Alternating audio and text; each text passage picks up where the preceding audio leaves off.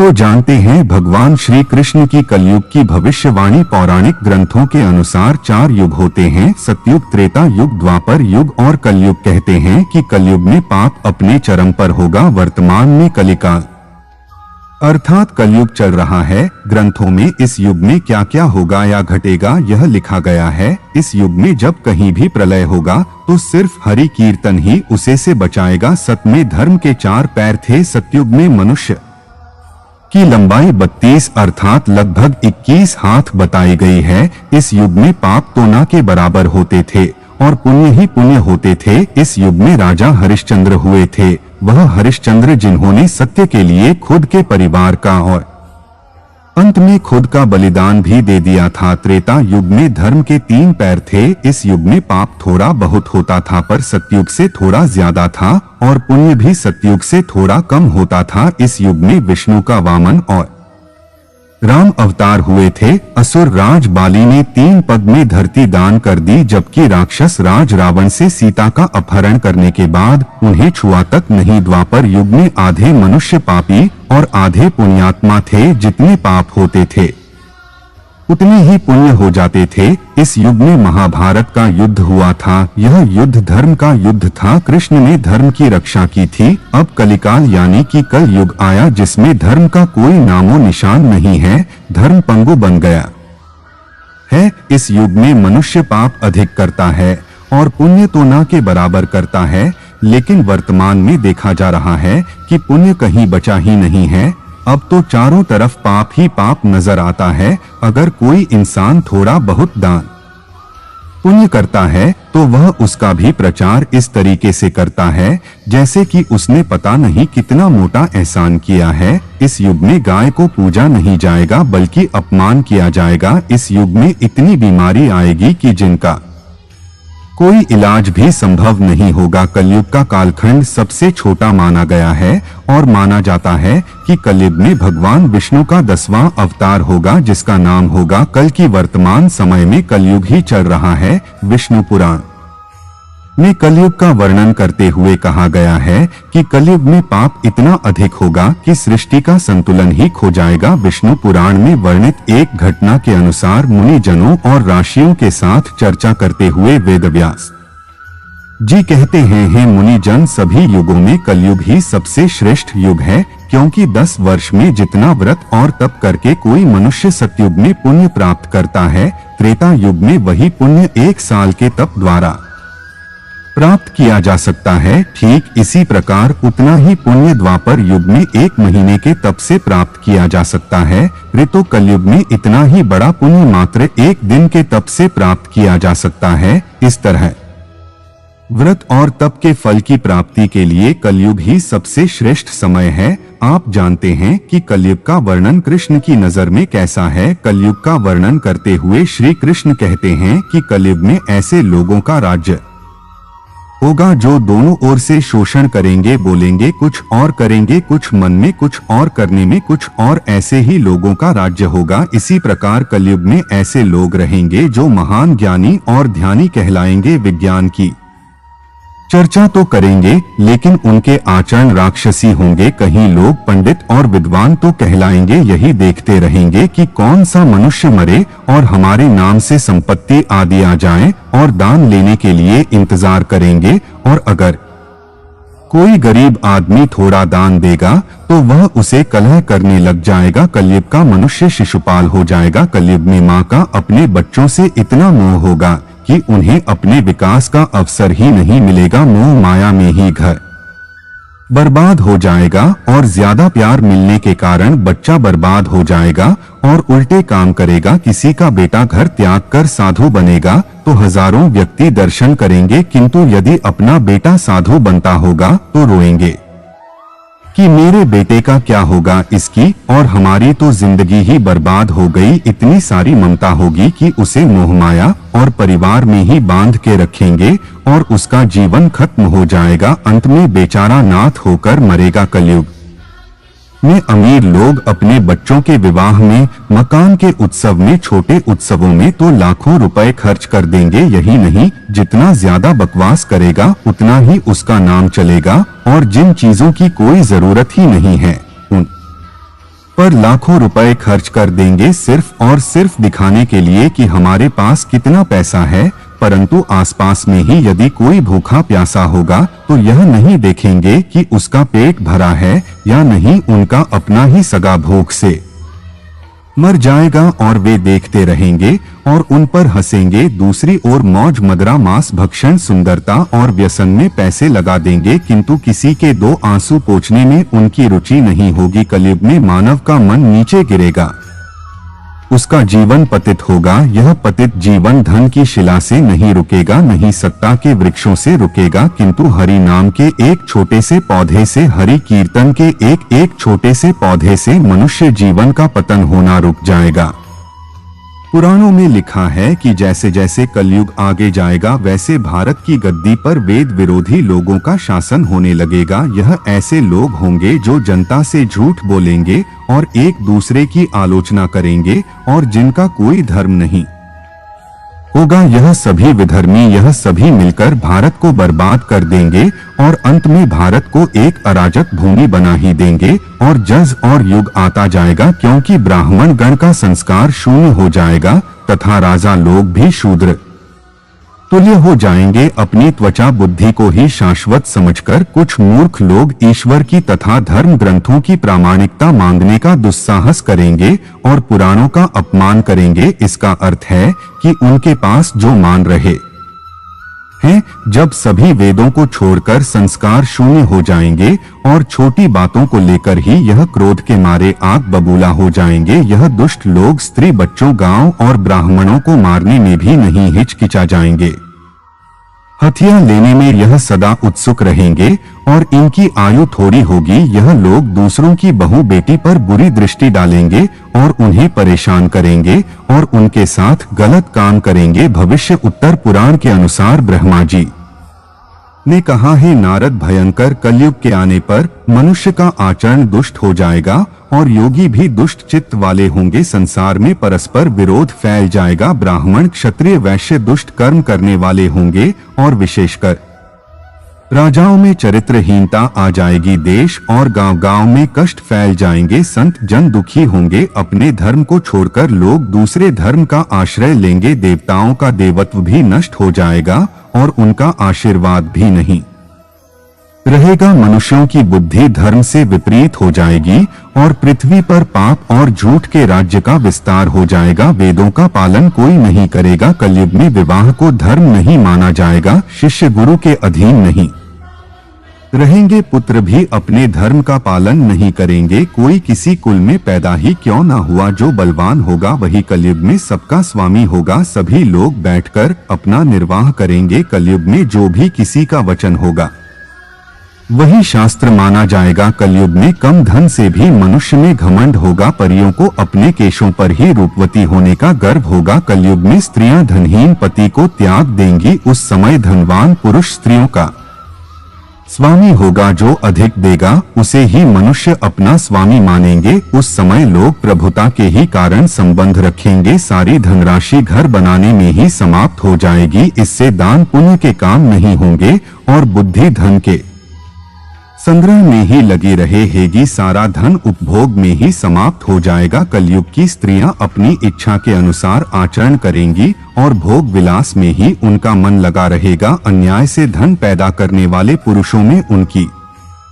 आसक्ति होगी। कलयुग में सब लोग सदा सबके लिए समानता का दावा करेंगे, लेकिन एक दूसरे से जलेंगे और नफरत करेंगे। कलयुग की प्रजा पानी और सूखे के भय से व्याकुल रहेगी। सबके नेत्र आकाश की ओर लगे रहेंगे। वर्षाना होने से मनुष्य तपस्वी लोगों की तरह फल फूल पत्ते खाकर अपना भरण पोषण करेंगे। कलयुग में सदा अकाल ही रहेगा। सब लोग हमेशा किसी न किसी क्लेश से घिरे रहेंगे। किसी तो सुख भी मिल जाएगा तो फिर वह सब पर राज करेगा। सब लोग बिना स्नान करे ही भोजन करेंगे। देव पूजा, अतिथि सत्कार, श्राद्ध और तर्पण की क्रिया कोई नहीं करेगा। कलयुग की स्त्रियां लोभी, नाटी, अधिक खाने वाली और मंद भाग्य वाली होंगी। गुरुजनों और पति की आज्ञा का पालन नहीं करेंगी तथा पर्दे के भीतर भी नहीं रहेंगी। अपना ही पेट पाल लेंगी। क्रोध में भरी रहेंगी। देश शुद्ध की ओर ध्यान नहीं देंगी तथा असत्य और कटु वचन बोलेंगे। इतना ही नहीं, वे दुराचारी पुरुषों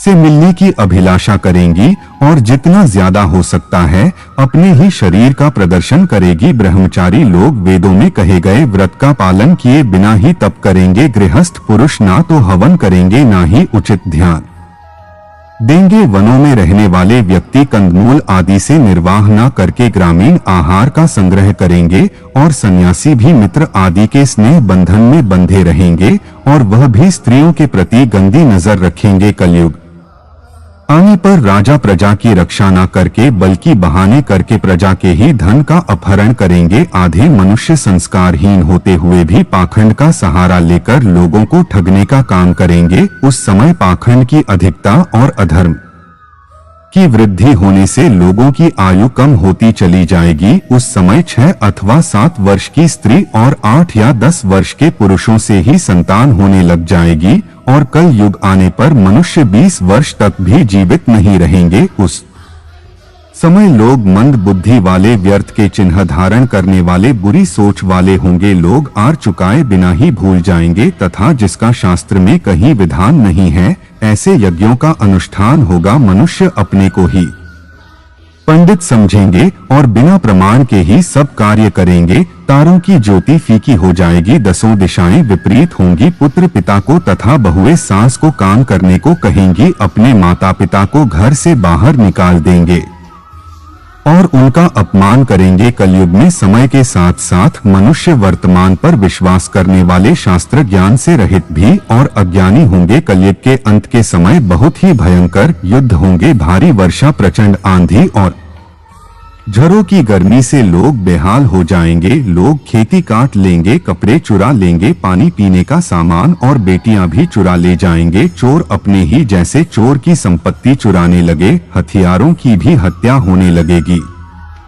चोरों से चोरों का नाश हो जाने के कारण जनता का कल्याण भी होगा। बाद में मनुष्य की आयु अधिक से अधिक 30 वर्ष की होगी। मनुष्य की औसत आयु 20 वर्ष ही रह जाएगी। 10 वर्ष की उम्र में स्त्री गर्भवती हो जाएगी। 16 वर्ष में लोग वृद्ध हो जाएंगे और 20 वर्ष में मृत्यु को प्राप्त हो जाएंगे। कलयुग में ऐसा समय भी आएगा जब इंसान की उम्र बहुत कम रह जाएगी, युवावस्था समाप्त हो जाएगी। कलयुग के प्रभाव से प्राणियों के शरीर छोटे छोटे, क्षीण और रोग ग्रस्त होने लगेंगे। श्रीमद् भागवत के 12 कलयुग के धर्म के अंतर्गत श्री सुखदेव जी परीक्षित जी से कहते हैं, जैसे ही घोर कलयुग आता जाएगा त्यों त्यों उत्तरोत्तर धर्म, सत्य, पवित्रता, क्षमा, दया, आयु बल और स्मरण शक्ति का लोप होता जाएगा। अर्थात लोगों की आयु भी कम होती जाएगी। जब कलिकाल बढ़ता चला जाएगा, कलयुग के अंत में जिस समय कल के अवतार अवतरित होगा उस समय मनुष्य की परम आयु केवल 20 या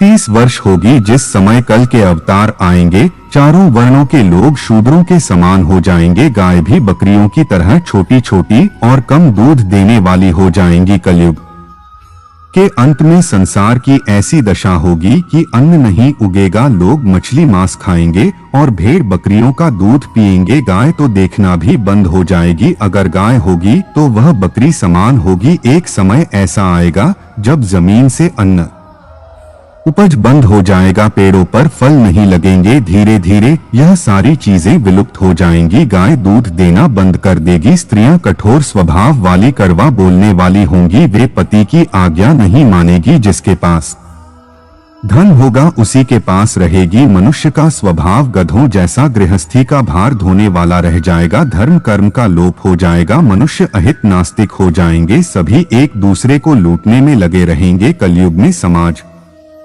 हिंसक हो जाएगा। जो लोग बलवान होंगे उनका ही राज चलेगा। मानवता नष्ट हो जाएगी। रिश्ते खत्म हो जाएंगे। एक भाई दूसरे भाई का ही शत्रु हो जाएगा। युवा हिंसा ही धर्म होगा। पुत्र पिता का और पिता पुत्र का वध करके भी शांत नहीं होंगे। अपनी प्रशंसा के लिए लोग बड़ी बड़ी बातें बनाएंगे किंतु समाज में उनकी निंदा नहीं होगी। उस समय सारा जगत लालची हो जाएगा। इसमें संयम नहीं होगा। एक हाथ दूसरे हाथ को लूटेगा। कलयुग में लोग शास्त्रों से विमुख हो जाएंगे। अनैतिक साहित्य ही लोगों की पसंद हो जाएगा। बुरी बातें और बुरे शब्दों का ही व्यवहार किया जाएगा। स्त्री और पुरुष दोनों ही अधर्मी हो जाएंगे। पत्नी पतिव्रत धर्म का पालन करना बंद कर देगी और पुरुष भी ऐसा ही करेंगे। स्त्री और पुरुष से संबंधित सभी वैदिक नियम विलुप्त हो जाएंगे। अंत में इस घोर कलिकाल से बचने का एकमात्र तरीका यह है कि व्यक्ति को वेदों की ओर लौट आना चाहिए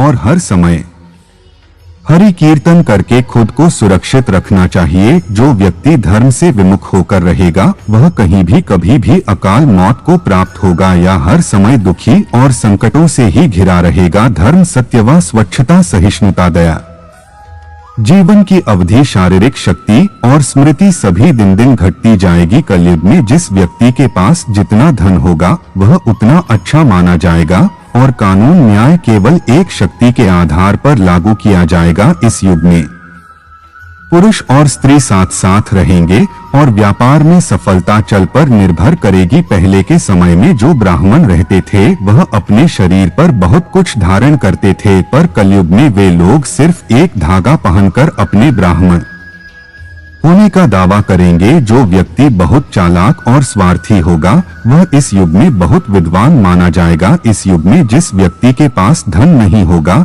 वह अधर्मी, अपवित्र और बेकार माना जाएगा। विवाह बस एक समझौता होगा, दो लोगों बस स्नान करके समझेंगे कि वे अंतरात्मा से भी साफ सुथरे हो गए हैं। पेट भरना लोगों का लक्ष्य हो जाएगा। ऐसा माना जाएगा कि मनुष्य की सुंदरता उसके बालों से होगी। पृथ्वी भ्रष्ट लोगों से भर जाएगी और लोग सत्ता हासिल करने के लिए एक दूसरे को मारेंगे। अकाल और अत्यधिक भूखमरी द्वारा परेशान लोग पत्ते, झाड़, मांस, जंगली शहद, फल फूल और बीज खाने को मजबूर हो जाएंगे। जब सूखा पड़ेगा, ठंड, हवा, गर्मी, बारिश और बर्फ, यह सब लोगों को बहुत परेशान करेंगे। श्री कृष्ण ने कहा था ऐसा होगा। कलयुग, सतयुग में शिव, त्रेता में राम, द्वापर में श्री कृष्ण और कलिकाल में भगवान बुद्ध हिंदू धर्म के केंद्र में है। लेकिन श्री कृष्ण ने धर्म को भूत, वर्तमान और भविष्य का धर्म बताया गया है। श्री कृष्ण का जीवन ही हर तरह से शिक्षा देने वाला है। महाभारत और गीता विश्व की अनुपम कृति है। महाभारत हिंदुओं का ही नहीं समस्त मानव जाति का ग्रंथ है। इससे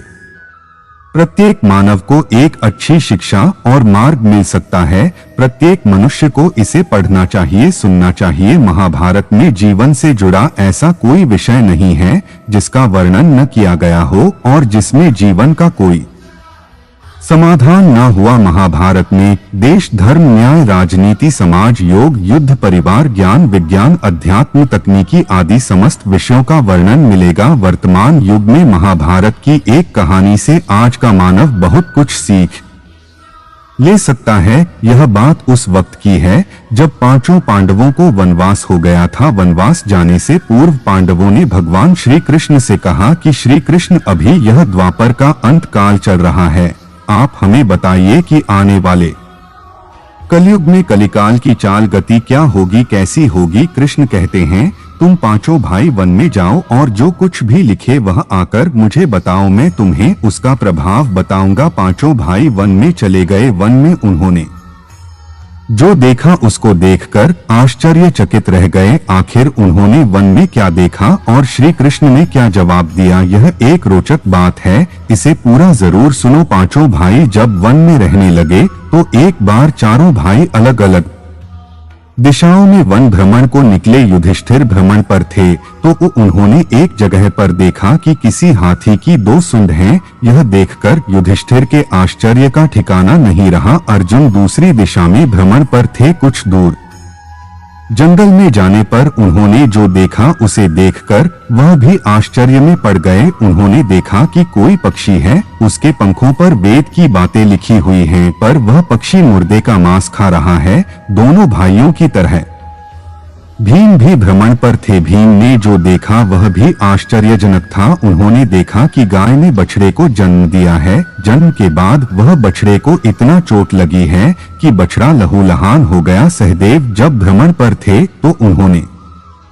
चौथा आश्चर्य देखा कि 6 कुएं हैं और आसपास कुओं में पानी है, किंतु बीच का कुआं खाली है। बीच का कुआं गहरा है, फिर भी पानी नहीं है। उन्हें यह देखकर आश्चर्य हुआ कि ऐसा कैसे हो सकता है। नकुल भी भ्रमण पर थे और उन्होंने भी एक आश्चर्यजनक घटना देखी। नकुल ने देखा कि एक पहाड़ के ऊपर से एक बड़ी सी शिला गिरती हुई आती है और कितने ही वृक्षों से टकराकर उनको नीचे गिराते हुए आगे चली जाती है। विशालकाय वृक्ष भी उसे रोक ना सके। इसके अलावा वह शिला कितनी ही अन्य शिलाओं के साथ टकराई पर फिर भी वह रुकी नहीं। अंत में एक अत्यंत छोटे पौधे का स्पर्श होते ही वह स्थिर हो गई। पांचों भाइयों ने अपने देखे गए दृश्य की चर्चा की और शाम को श्री कृष्ण को अपने अनुभव सुनाए। सबसे पहले युधिष्ठिर ने कहा कि मैंने तो पहली बार 2 सूंड वाला हाथी देखा, यह मेरे लिए बहुत ही आश्चर्यजनक था। तब श्री कृष्ण कहते हैं, हे धर्मराज, अब तुम कलिकाल की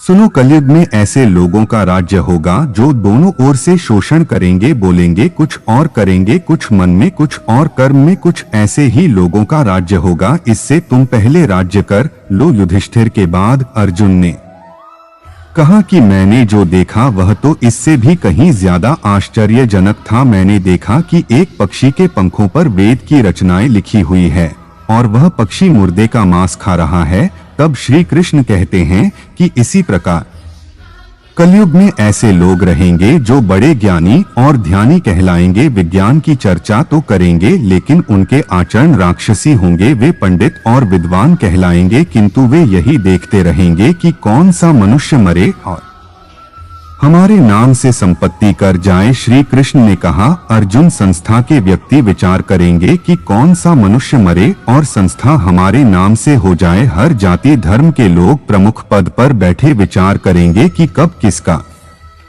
श्राद्ध हो, कौन कब किस पद से हटे और हम उस पर बैठ जाए। चाहे कितने भी अमीर लोग होंगे किंतु उनकी दृष्टि तो धन और पद के ऊपर ही रहेंगी। ऐसे लोगों की बहुतायत होगी। अर्जुन के सवाल के जवाब के बाद भीम ने अपना अनुभव सुनाया। भीम ने कहा कि मैंने देखा कि गाय अपने बछड़े को इतना छाट है कि बछड़ा लहूलुहान हो जाता है। तब श्री कृष्ण कहते हैं, कलयुग का मनुष्य शिशुपाल हो जाएगा। कलयुग में माँ बालकों से ममता के कारण इतना मोह करेगी कि उन्हें अपने विकास का अवसर ही नहीं मिलेगा। घर बर्बाद हो जाएगा। किसी का बेटा घर छोड़कर साधु बनेगा तो हजारों व्यक्ति दर्शन करेंगे किंतु यदि अपना बेटा साधु बनता होगा तो रोएंगे कि मेरे बेटे का क्या होगा। इतनी सारी ममता होगी कि उसे मोह माया और परिवार में ही बांध कर रखेंगे और उसका जीवन वही खत्म हो जाएगा। अंत में बेचारा अनाथ होकर मरेगा। वास्तव में वे बेटे तो तुम्हारे नहीं हैं,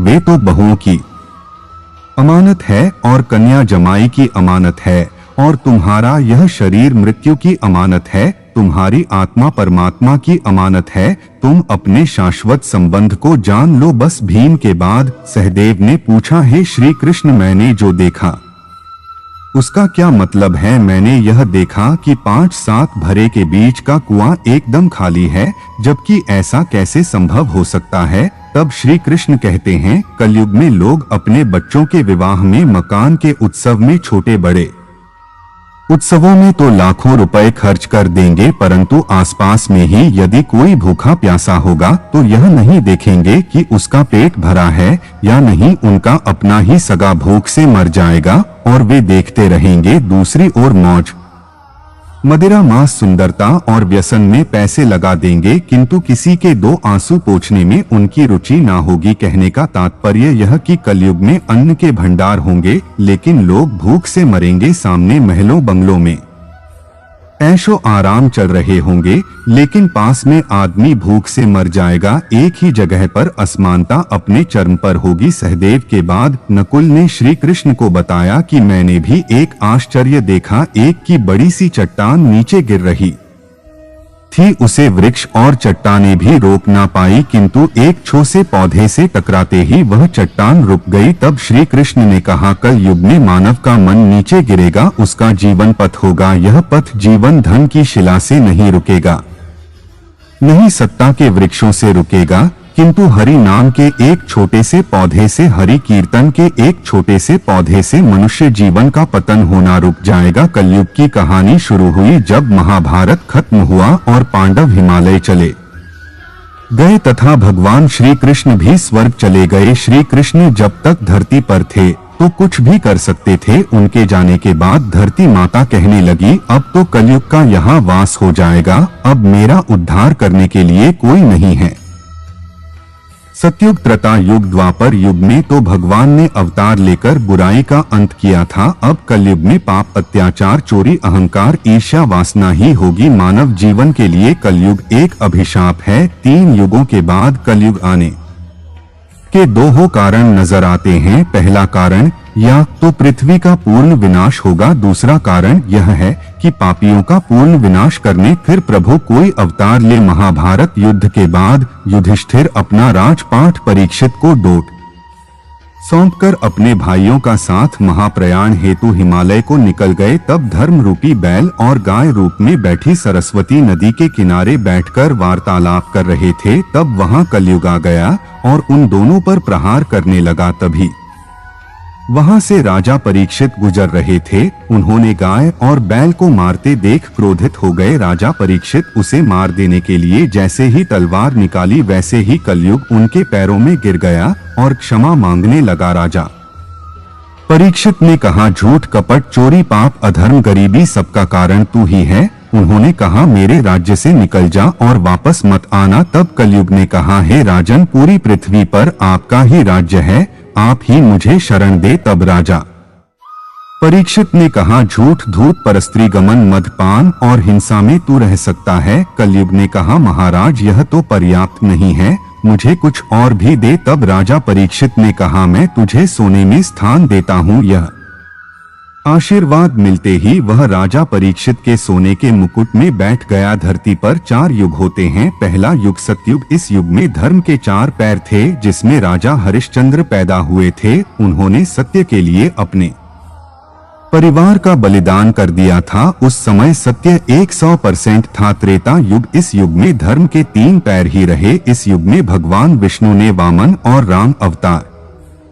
लिया था। त्रेता युग में पाप की मात्रा 25 और धर्म की 75 हो गई थी। इस युग में असुर राज बाली ने 3 पैर के नापने पर धरती दान कर दी थी। रावण ने सीता जी को अपहरण किया पर उन्हें छुआ तक नहीं। द्वापर युग। इस युग में धर्म के 2 पैर ही रहे, क्योंकि 50 पाप और 50 धर्म ही बचा था। इसी युग में महाभारत हुई थी। वह युद्ध भी धर्म युद्ध ही था। उस युग में भगवान श्री कृष्ण अवतार में आए और पापियों का नाश किया और धर्म की रक्षा की। कलयुग। इस युग में धर्म का नामो निशान मिटता जा रहा है। धर्म पंगु बन गया है। अब धर्म का 1/4 हिस्सा ही रह गया है। पाप की मात्रा 75 और पुण्य की 25 रह गई है। जो धर्म की रक्षा करेगा उसकी धर्म रक्षा करेगा। जो भारत की धरती पर धर्म और संस्कृति की हानि करेगा उसका संपूर्ण विनाश हो जाएगा। जो हरि नाम का परमात्मा का ध्यान करेगा उसका भव पार हो जाएगा। जिसके पास गाय होगी या गाय की सेवा करेगा उसको परमात्मा का आशीर्वाद रहेगा। लोगों को वेदों का ध्यान करना चाहिए। धर्म की जड़ हमेशा हरि रहती है, इसलिए धार्मिक कार्य करो। जो व्यक्ति धर्म से विमुख रहेगा वह हर समय दुखी और संकटों में रहेगा। इसलिए धर्म की नाव पर चलो। क्या होगा कलयुग में? पाप का बोलबाला रहेगा, कोई मान सम्मान नहीं करेगा, संभोग और विलास ही पर ध्यान रहेगा, पैसे वाले का ही बोलबाला रहेगा, अत्याचार होगा, नारी पैसों की ओर आकर्षित होगी और पड़ोसी को भी नहीं पहचानेगा। आदमी की 2 तरह की जुबा होगी, वह उपदेश को छोड़ देगा और खुद कुछ और करेगा। ऐसे लोग होंगे जो ज्ञान की चर्चा तो करेंगे पर आचरण राक्षसी होंगे। मोह माया ही घेर को बर्बाद कर देगी। जब किसी का बेटा साधु बनेगा तो सब जयकार करेंगे पर अपने बच्चे को कोई साधु नहीं बनाएगा। लोग शादी, मकान, उत्सव में पैसा खर्च करेंगे पर पड़ोस में कोई गरीब है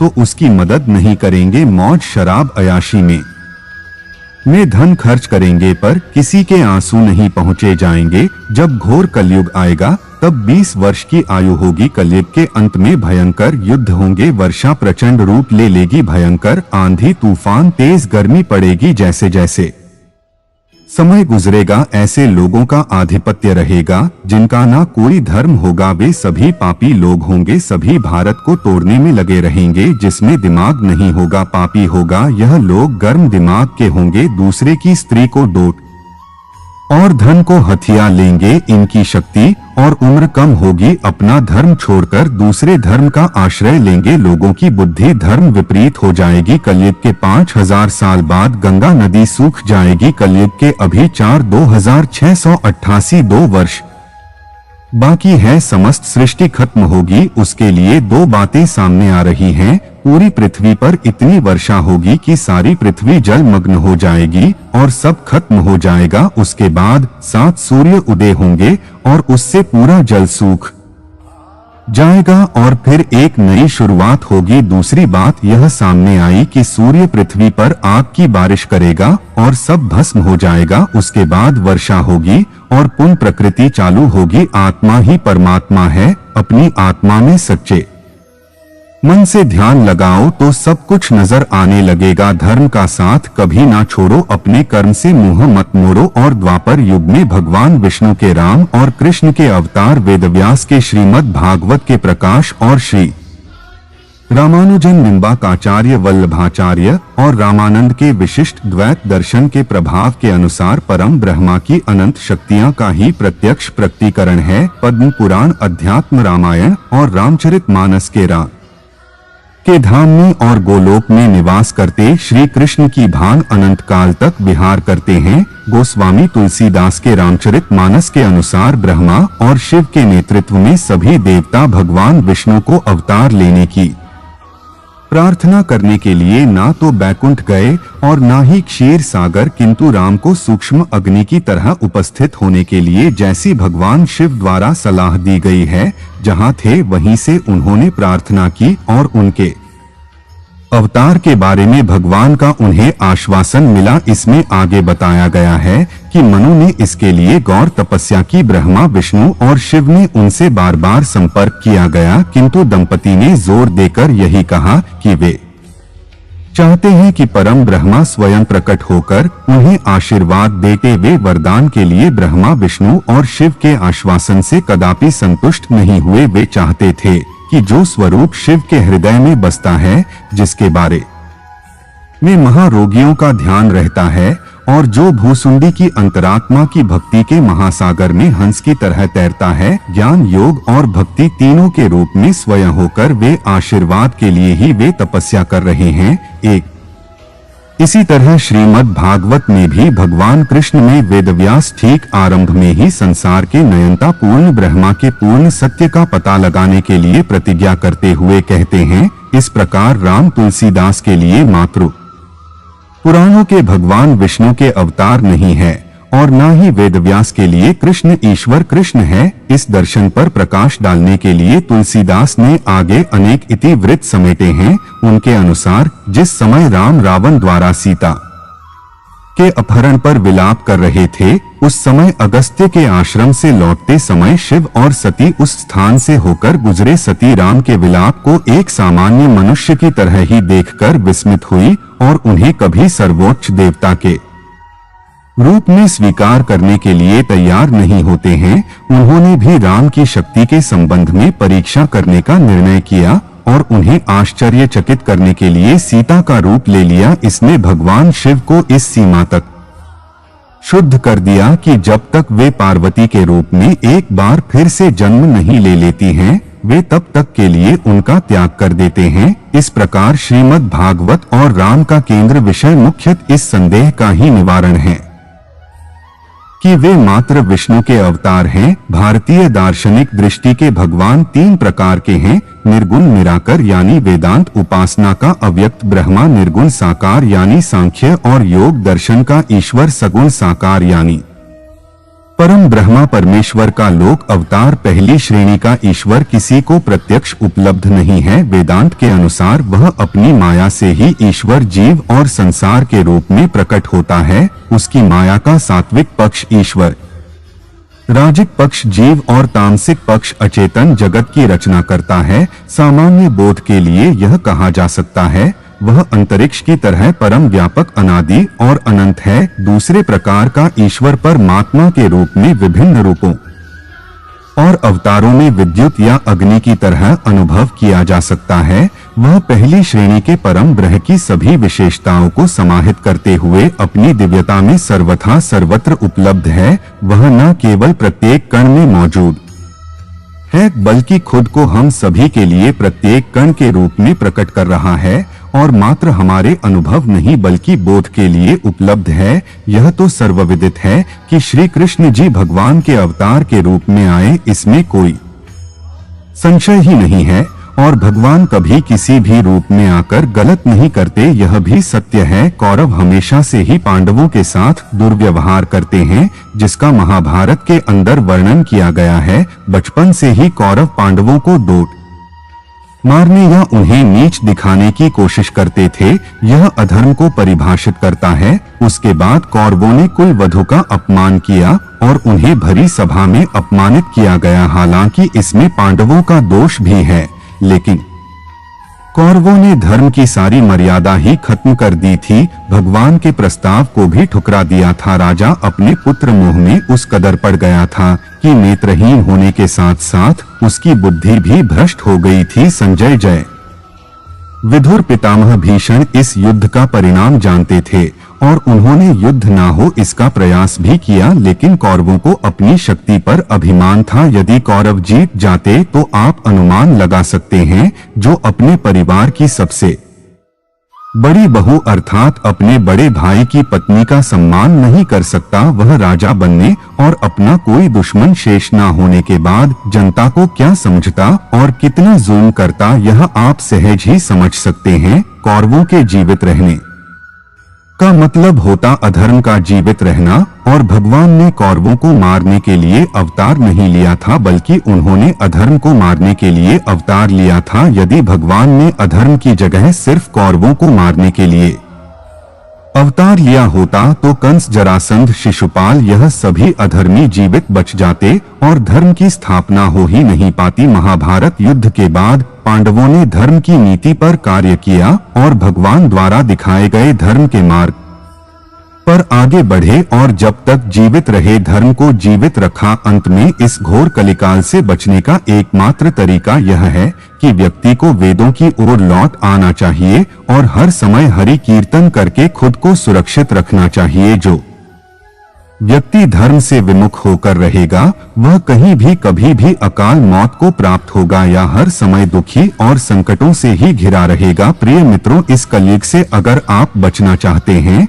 तो गलत लोगों के साथ दूरियां बनाएं रखें और भजन कीर्तन करते रहिए। भागवत गीता के पाठ अवश्य करें। आप ईश्वर की पूजा आराधना में लगे रहिए। इससे आपके जो भी बुरे कर्म के फल रहेंगे वह भी समाप्त हो जाएंगे और आने वाले समय में इस कलयुग से आपको मुक्ति मिलेगी। भगवान श्री कृष्ण ने कहा है कि जो व्यक्ति कलयुग में हमेशा सत्य के मार्ग पर चलेगा उसका जीवन आसान हो जाएगा। श्री कृष्ण की बताई गई इन 4 अहम बातों पर चलना कलयुग के इंसानों के लिए थोड़ा मुश्किल जरूर है, लेकिन जो व्यक्ति इन 4 बातों का पालन करेगा उसका जीवन बेहद आसान हो जाएगा। आज भाग दौड़ भरी जिंदगी में ईश्वर का स्मरण करने के लिए किसी के पास समय नहीं है, लेकिन जब विपत्ति आती है तो सबको भगवान याद आते हैं। अगर इंसान सुख में भी भगवान का स्मरण करता रहे तो उसको दुख के दिन नहीं देखने पड़ेंगे। उसे सुख और दुख दोनों समय भगवान का स्मरण करते रहना चाहिए और रोज श्रीमद् भागवत गीता का पाठ करना चाहिए। दोस्तों, यह थी आज की वीडियो। अगर आपको यह वीडियो पसंद आई हो तो वीडियो को लाइक और चैनल को सब्सक्राइब करना मत भूलिएगा और कमेंट बॉक्स में है श्री कृष्ण लिखना मत भूलना।